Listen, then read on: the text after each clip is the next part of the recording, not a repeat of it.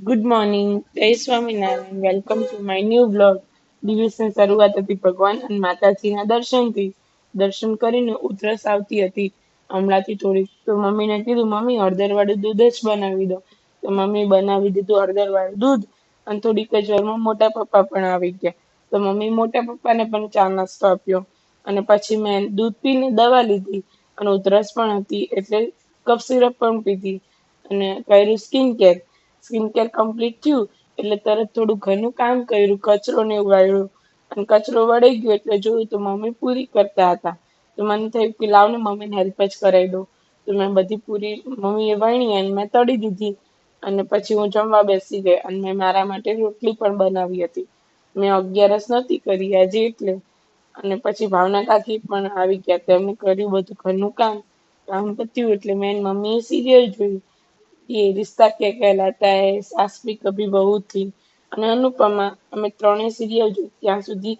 આ તો 11 હતી એટલે કાનાનો વરઘોડો પણ નીકળ્યો હતો મંડળમાં.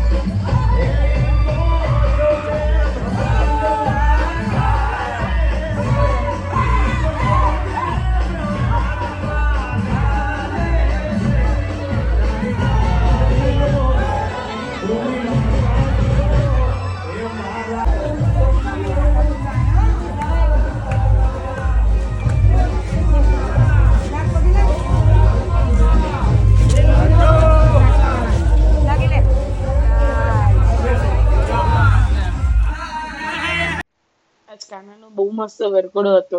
પછી અમે સાંજે લાગી ગયા હતા રસોઈ કરવા.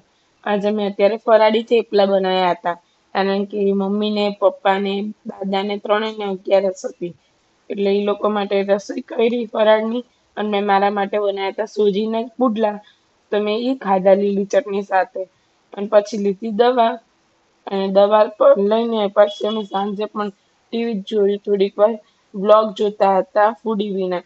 ઈ પણ બહુ જ સરસ હોય છે એમના બ્લોગ, મને તો બહુ જ ગમે છે. બ્લોગ જોઈને પછી હજી બેઠી જ હતી ત્યાં પપ્પા આવ્યા કે મારે તો આઈસ્ક્રીમ ખાવો છે. તો પપ્પા એમના માટે અને બધા માટે મેંગો ડોલી લઈને આવ્યા હતા. તો મેં તો નથી ખાધી પણ મમ્મીએ દાદાએ બે ખાધી મેંગો ડોલી.